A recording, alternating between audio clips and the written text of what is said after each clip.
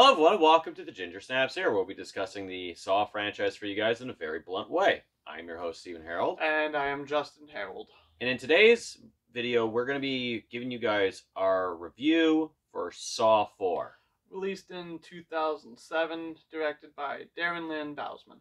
So after the events of Saw 3, we saw the demise and the death of Jigsaw, and we start the movie with the opening of his autopsy where they find a tape recorder, or a cassette tape, in his stomach, where we find out another game's happening, even though he's fucking dead. For this story, we have the SWAT commander, Rig. He is the one who is being tested in this one. And we have some very elaborate traps, to say the least. Basically, the next one to play the game is SWAT Officer Riggs. Basically because of the fact that he can't get over the fact that he lost his partner. Yeah, he lost Matthews, he lost Carrie, basically everyone around him dies, like they point out in the movie. This is where we get more Hoffman screen time. So, I'm going to say right off the bat, the story in this is my first gripe. Yeah? Right off the bat. Because of all the people who end up playing the games, I didn't like the reason to set up Riggs. He didn't do anything bad. He wasn't addicted to anything.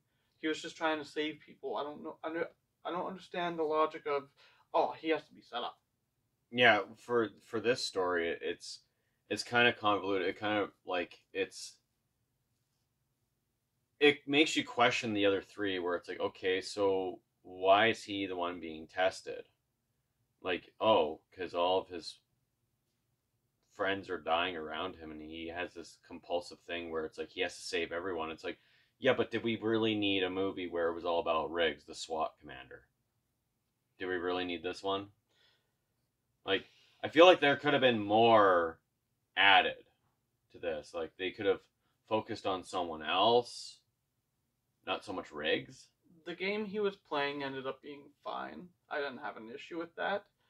But what it builds up to, in the end, to me, the payoff wasn't good. Yeah, this one was probably the weaker twists when it comes to the movie. But when this story comes out and you watch it, and like, this is the second Saw movie we saw in theaters. Yeah. And it was like, I think we both walked out of that theater at that time, like, thinking, this wasn't really that good. Yeah. The story was kind of all over the place, and it kind of contradicted everything. Well, we knew going in it was not going to be an easy one. It's like, all right, how are you going to do a Saw movie without John Kramer because you killed him off? And also without Amanda. It's like, okay, so you killed his other accomplice. Yeah. So it's like, how are you going to be able to pull this off? We already have an idea that, all right, they're going to likely do a third accomplice. Or copycats or whatever. But it's like, all right, well, is this going to be just as good?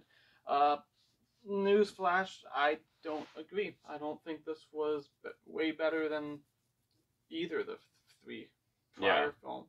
Like, this is where you can tell, like, the studio shot themselves in the foot when you come up with a story like this. It's like, yeah, you fucked up now. Yeah. Because this story deflated because of that ending. So, regarding the story, like, the reason Riggs is playing is because he can save two people. Ends up being Detective Matthews, who we realize is still alive, and then Detective Hoffman. And if he just listened to the fucking tape. But he didn't know. I mean, that's the issue with some of them, is they don't know that the clock is on their side. Yes, a good majority of them, the clock's on their side. Yeah. Well, I'll hand this to you. Was there any standout characters in this film? Strom, Agent Strom, and okay. Like, to me, like, he gets introduced in this film. Yeah, he gets introduced. Yeah. And he's a hothead FBI agent. Yeah. And we also then get to see, which we never touched upon in the last review, where we see Kramer having these visions of this blonde lady who is his wife. Yeah. And it's like, oh, okay. And now she finally gets introduced in this movie. And that interrogation scene, there's a lot of interrogation scenes in this fucking franchise, I feel like. Where Strom is interrogating her and he basically played bad cop. He's just being a hard ass on her. I do like his addition. Perez as well. I do like her. And as for all the side characters, when it comes to playing the game, like I will just straight up say, like when it comes to Rigged, I get frustrated with him. In what way? Like okay, you should have fucking like listened to the damn tape. Even the notes are even telling you. Time is on your side, you know, like you can save them both. Don't open the door and all that, like follow the rules, all this shit. And it's like he doesn't fucking listen because he doesn't, like he can't find it within himself. Like it even brings up in the fucking movie, the beginning of the movie when Hoffman's like, you know, you're not supposed to enter an unsecured door. To me, it's a case of tunnel vision. When you're way too focused on one thing, you're not focusing on everything else. Yeah, it's just like fuck, man. Like he just stressed me out. And then all the side characters who played the games, it's like, I mean, the wife and the husband in the classroom. Okay, whatever. Just whatever. Fodder. Ivan in the hotel. It's just this movie, when it comes to its characters, they realize they fucked up. They're like, oh. Because no one stands out. Yeah, no one really does stand out besides the new addition of Strom, Perez, and then you get more screen time with Hoffman now. It's because for this film, you probably have the same idea. The only big characters are the ones with a lot of screen time. The side characters who are part of traps, you're strictly a side piece. You have nothing more. Yeah. You're only in it to, hey, look at what trap you're in. Yeah, that's the big thing with me. Also, even the beginning trap too, where you get introduced to those two characters, and then the one character you see throughout the whole movie who it's like, oh, he's getting tested still? Okay. See, I've been hating that trap for the longest time, and I still do hate that trap. Yeah, when we get to the traps, we'll discuss about that one. But basically, when it comes to all the characters, what do you think of the characters? Well, I mean, we still see Tobin Bell as John Kramer, but he's basically in flashbacks. Which it's like, okay, that's fine and all. Tobin Bell's doing a great job, but it doesn't do it the same, knowing that he's a dead character and you're just seeing basically why he becomes Jigsaw. That's fine and all, but he's dead. So, I don't know, it just doesn't hit as hard. No, it doesn't hit as hard, and I think even the people who were doing this movie knew that. When it came to the characters, like, yeah, you're missing that one character. Yeah. And I think you guys realize you fucked up. Honestly, so... You said you have a big gripe with that first trap we get introduced to, the mausoleum trap. I do have a gripe with it because it is a heavily flawed trap. It is one where... So, there's two individuals. The one who has his eyes stitched shut, and then the other one with his mouth stitched shut. Yeah. The thing is, the guy with the mouth stitched shut, you could literally just open your mouth and be like, hey, you have the key on the back of your neck. I need it. Yeah, well... You even mentioned that too, and then it was a frustrating thing as well. Because I even said to you where it was just like, okay, his mouth is sewn shut. Yeah. But yet you can still accumulate words without moving your mouth. Like, for example, like, over here, like that. Like, you could still form words. And he made it seem like not only was his mouth sewn shut, but his jaw was sewn shut tight. My defense, because you can see in the moments he's able to move his lips. My only defense in in that regard as like with it sewn shut and why he couldn't mutter those words at that time. Yeah. The other guy's eyes are sewn shut. He And doesn't know what's going on. what's going on. When you say over here, he doesn't know if you're talking to him or if he's talking to the killer that's in the room. He doesn't know. But as for the trap, the device that they're attached to, it's like, okay, so this is another one where it's a trap where two people have to fight each other. Yeah. Because, they can't coexist. I still feel like, there was easier ways of getting out of that trap. And then, of course, when he finally just kills the guy, he just rips the fucking stitches out of his mouth. And it's like, why didn't you do that before? Yeah. Like, to me, it's a dumb trap. I don't like it. Like, I don't know if adrenaline kicked in at that moment, but it was like, I'm pretty sure if you woke up with your mouth sewn shut, the adrenaline would have still kicked in no matter what. Yeah, easily. As for another trap, we get to see Hoffman and Matthews in this big trap where the lawyer who had his mouth sewn shut is basically, telling him, make sure he doesn't fall off this block. This is a trap that I feel like was nothing. It was only set up for Matthews' death. Well, that's the point. Because it's like, okay, so he hangs to death. But then all of a sudden they see the ice blocks above and the wiring connected to the door. It's like, oh, yeah, you better hope to God he doesn't come through that fucking door. Mm-hmm. As for Hoffman, where it's, he gets electrocuted. That right there was the first indication. I was like, okay, so it's basically like a scale. Yeah. He's gonna get shocked. Yeah. Okay. He can still get out of there though. Oh yeah, he still could. But as the ice starts to melt, you know for a fact that water's dripping over to the other side. And it's just, okay, well, physics apply in this one, especially when you have ice melting from the ceiling. So that's more water being added. So it's like, okay, so Hoffman, I guess, could have just fucking died at any moment. That's why I think it was never gonna shock. Yeah, it was never gonna shock him because, there's a certain big reveal when it comes to a twist. Mm-hmm. That's just kind of like oh, okay. Then we have the classroom trap, which this is another trap that's basically like, okay, it only benefits one person. Well, it goes one of two ways. You can either both die, or the one person who it's meant to live, she gets to live. The other one dies no matter what. Yeah, because the piercing rods are pierced through her and him, but in very specific ways. She has the piercings in her where she can heal and survive. Yeah. But him, on the other hand, it's fatal. Yeah, because it's attached to major arteries and everything. If you pull them out, the bleeding won't stop. Yeah, so he just bleeds out and dies. Yeah. Because the last rod we see that is still in him is the one that's through his heart. And it's like, yeah, no, he just bled out. Yeah. So that trap, I feel like, it's okay, but it's still not like a true saw trap. Then we have the one trap you feel like this guy fucking deserved it. Ivan's. Yeah.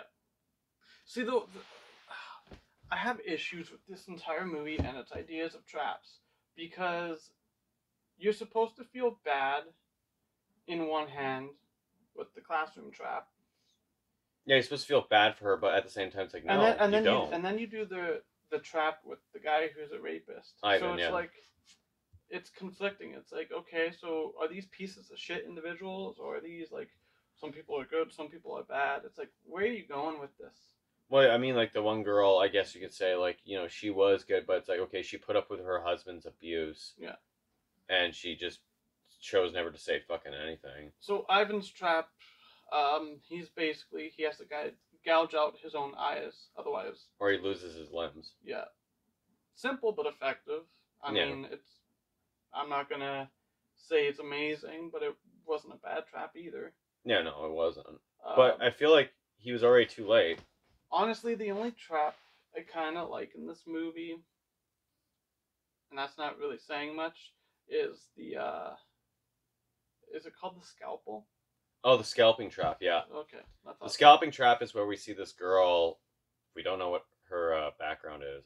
Was she an escort or something? She actually is not an escort. She's basically, I think she's a prostitute. Well, she's not a prostitute, but she's basically getting younger women to be Oh, she's a pimp. Okay, yeah, That's so what it she's is, a pimp. yes. All right. I'm having a brain for it today. Yeah, holy fuck. I was like, oh, okay, she's a pimp. All right.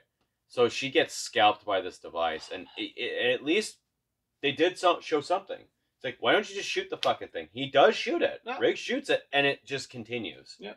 And it's like, okay. So you have to actually look for the combination. And I even said, too, like, just get a fucking knife. And it's like, no, Steven, watch. Yeah. And then it shows that, yeah, no, he's got no knives. And I'm like, okay, so yeah, already predetermined.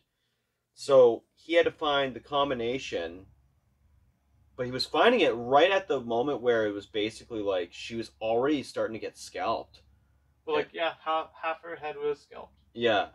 So that's probably like the best trap. I mean, of course, they made a poster of that trap alone, especially when she was wearing the mask. Yeah. So it's like, oh, geez, what the fuck is this? The one trap I will say I hate the most, though, is the one that Art Blank, the one that's attached to his back. Because there's no payoff for that trap. And when you look at that trap, it's just hooks that go into his neck or whatever.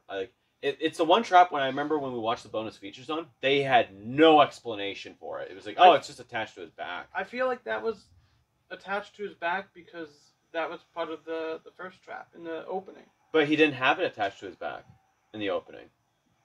Never had it. So it's like, okay, so that got attached to his back. All right. And it's like, well, what's the thing do? Because when you look at it in a weird way, it's hooks that just like go this. All he has to do is just move his neck forward, and the trap doesn't work. Well, we don't, even if it is, say, a trap, we don't know what it does. I did have a theory that trap was actually designed by Hoffman. Because there are traps in this movie that are designed by Hoffman. Yeah. And we do see one in the next film, which even is one of my favorites, but even Jigsaw even says it's inferior. It's like, oh, okay, well, I still liked it no matter what. So when it comes to the traps in this movie, it's kind of a hit and miss. Some are good, some are bad. Compared to SAW 3, it's weak. Yeah, it's a pretty weak. It does have some fine ones, I would say. Yeah. Okay, so we have to talk about this. Feel like this has a lot of negatives that we didn't like about the film. I will go first. I'm not a fan of the amount of transitions this film does, especially when they are overdone and not utilized good. Well, when you have a transition shot between two scenes where the FBI are looking for someone, and it transitions to Rig and that girl getting scalped, there was like two or three transitional shots. Like the two I hate the most are literally where he has the paper and then it just moves it down and it shows her face. It's like, okay, all right. But my least favorite one is the mirror. Yeah. Because it's like she gets put through a fucking mirror and all of a sudden, oh, we're in a different shot. Yeah. Okay. Even seeing the behind the scenes of that, I was like, okay, cool and all, but like you had way too many transitional shots in like two scenes. And it's like, this is fucked. I don't know what Darren Bousman was thinking on this, but it's just like... He loves his transitions. Like, they should have just called this movie SAW IV Transitions. No. That's just dumb. Well, the transitional shots are dumb. Like 1 or 2 is fine. Like, in SAW 2, that transitional shot where Eric Matthews is getting ready and he's, like, on the scene, I'm like, that was a smart one. Yeah. That was a smart transition. Cool. But then it gets overdone. What about the one where, basically, it's a flashback scene with, Tobin Bell, John Kramer, and then he turns around, and then it looks like he's looking at, Agent Strom in the interrogation room, because Strom's talking to the wife. Oh, yeah. Jill. What about that? Did you like that? Okay, see, that one was not too bad. That was okay. I didn't like the other one where Hoffman, like, has this stuffy, and he's in the doorway, and then we see Rig just put his shirt on or take his shirt off and everything. And I'm like, that's a weird fucking transition. Like, okay, that's, you know, those two actors were in that moment at that time. Like, okay. So, alright, so we got transitions. The characters, like the Yeah. side characters, are all weak. Acting was fine. Yeah, acting's fine. It's just the characters not really memorable. Yeah. I mean, Rig, we find out, dies in the next film. So it's like, oh, he died? Oh, okay. Yeah. All right. The traps, only the scalping trap is probably the most memorable one. Like, everyone will probably say the scalping trap is the best one. The mausoleum, maybe a close second. No. For you, it's a miss. No. That back trap is a miss for me. Eric Matthews' demise is grotesque, but we don't get to see the payoff. Like, oh, you see the thing smash into his head, but they had this, like, big fucking prosthetic of his head, but they didn't show it in film. And of course, my biggest gripe with this movie is the reveal of the twist that Hoffman's an accomplice. The ending, yeah. To me, it wanted to be like Saw 2 with its ending. Yeah. But it was significantly weaker. That's how I view it. Yeah, it's like, okay, cool. So now we have someone on the force who is now an accomplice. Yeah. So, yeah, a crooked department can't fucking be safe. Which, you know, I mean, we're going to be talking about another movie with a crooked fucking department, Justin. And they made a whole fucking movie about it. But it's fine. Fuck off, it's fine. But that's a different movie. Yeah, it's a different movie. We're not on that movie. No, oh, I can't wait to get there. So when it comes to my rating of this movie, this is like the one that, like, it's, after even rewatching it, I'm like, you know, this is one of those ones I don't like revisiting, because it's just, it's fine for what it is, but it's still not memorable. So that's why it made sense to me that I couldn't remember half the shit. It was not very memorable. You know what? That is very understandable. Yeah, it's like even the ending, I find, yeah, this is probably one of the endings throughout all the Saws. This is not a memorable ending. It really isn't. And Hoffman's even like deliberate game over. It's like he just game over, walks off, and I'm like,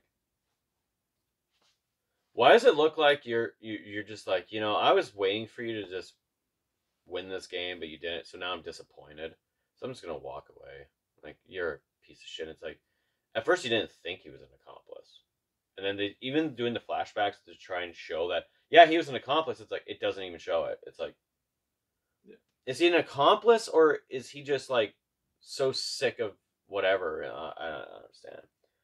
So for my rating for Saw 4 is actually going to be that it's funny because there's now 10 films. This is the 4th film in the franchise, and this is the one where I give a solid 4 out of 10. A 4 out of 10. A 4 out of 10. Mine is slightly higher, but not by much. I think this is exactly an average film. I give this a 5 out of 10. 5, so it's perfect even. Yeah. 5 out of 10. So, yeah, this movie is not very memorable for me. So, yeah, being the second Saw film we saw in theaters, it's like, oh, that sucks. So, yeah, my rating, 4 out of 10. Justin's rating, 5 out of 10 for Saw 4. So that's been the review for Saw 4. Of course, you know, we didn't really like it, I guess you could say. You didn't mind it. You have your rating for it, but it's still one of those movies that's kind of not really memorable, to me at least. So I know there's some people who probably like Saw 4, but to me it's a miss. Yeah. No, I agree. It's not the worst one, but it's... I don't understand why anyone would put this in their top 10. Yeah, I'd question it. I'd like, maybe if it's like the first Saw movie you saw. I've seen rankings go as high as number 2 for this, and I'm like, what? Really? Yeah. Well, anyways, guys, that's it from us with this one. So if you like this video, make sure you also hit that thumbs up and subscribe for more content. And don't forget to hit that bell notification so you can get notified about all the other videos coming up. Other than that, guys, that's it from us. This has been the Ginger Snaps here. My name's Steven Harrold. And this is Justin Harrold. And always remember, guys, transition shots suck, like the one you're seeing right now.